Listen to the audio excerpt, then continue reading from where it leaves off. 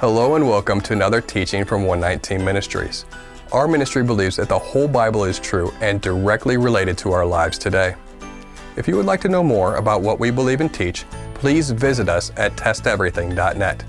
If you enjoy this video, don't forget to hit the like button and subscribe to our channel by hitting the button down below. We hope that you enjoy studying and testing the following teaching.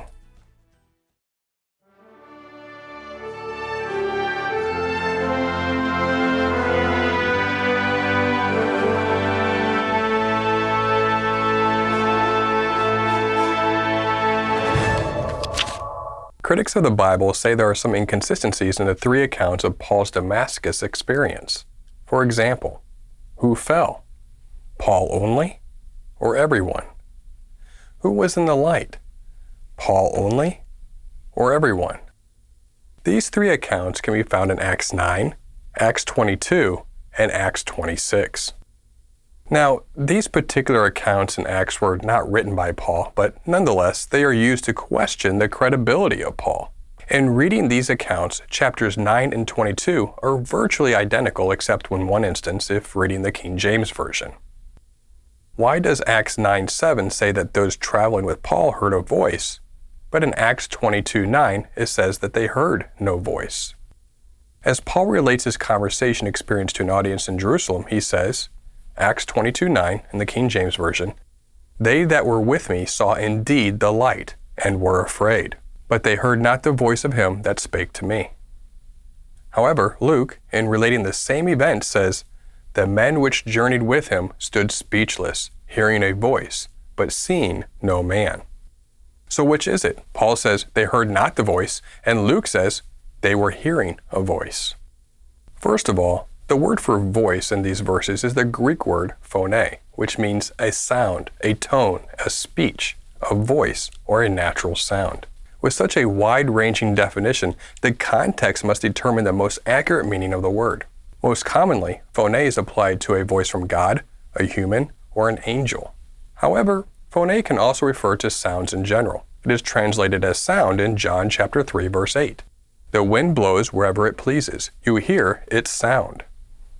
Paul uses the word to refer to the sound of a trumpet in 1 Corinthians 14:8. The flexibility of the Greek phone is quite evident in Revelation 1:15.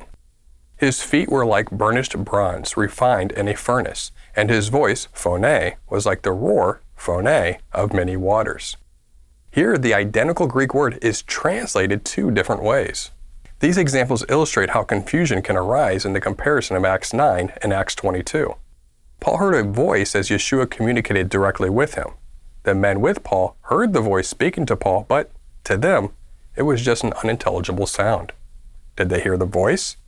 Yes, in the sense that they heard something, but since they could not understand what the voice said, it was nothing more than a sound. In other words, they really couldn't hear Yeshua. The ESV clears up this seeming contradiction nicely. Acts 22:9. "Now those who were with me saw the light, but did not understand the voice of the one who was speaking to me." And Acts 9:7. "The men who were traveling with him stood speechless, hearing the voice, but seeing no one." This is a good description of what happened. This difficulty is one of several minute problems that occurred during the translation process. In chapter 26, we see that there is no mention of Paul being blinded. In chapter 26, Paul is speaking to King Agrippa and appears to be giving an overview of the whole scenario. Now, it appears that Paul is saying that Yeshua spoke to him and gave him all the instruction there in the street, especially if one is reading from a red letter version Bible. We would suggest that he was just giving the king a quick accounting of what happened in relation to Yeshua. He doesn't mention being blinded, and he gives both what Yeshua said on the road and then what he was told once he was in Damascus via Ananias.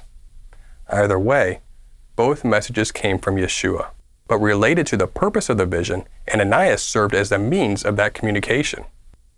Thus, it does not really appear to be different versions. Instead, chapter 26 is simply a quick summation of the whole situation without giving all of the details, as the details were not necessary given the audience. The context would appear to support this as well. Paul is answering the charges brought against him. For example, suppose you were in a car accident.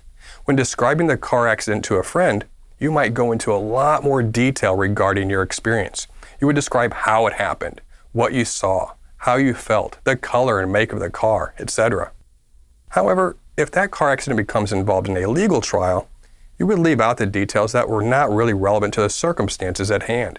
You would not focus on the color or make of the car, but perhaps how the other car ran a red light, and leave out the other details. In conclusion, the apparent inconsistencies between chapter 9 and 22 are resolved when we consider the range of meaning of the Greek word phone. The apparent inconsistencies in chapter 26 are resolved when we consider that the account is just a quick summation rather than a detailed account. We hope that this teaching has blessed you. And remember, continue to test everything. Shalom.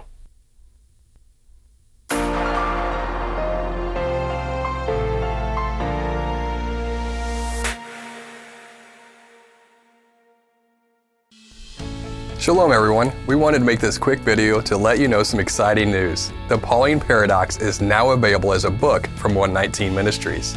For years it has been taught that the Apostle Paul taught against the law of God. He wrote to the believers in Rome, "For sin will have no dominion over you, since you are not under law, but under grace."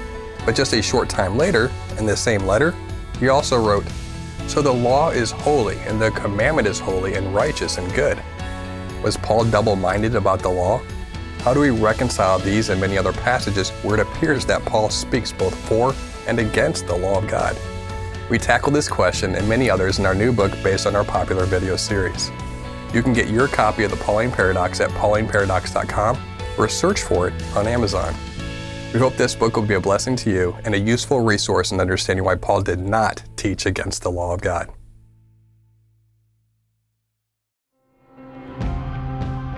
It is because of you, our generous supporters, who make it possible to offer these high-quality teachings completely free of charge.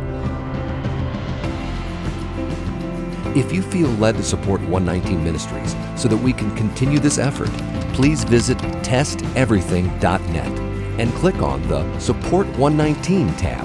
Learn how you can partner with us to take the whole Word of God to the nations.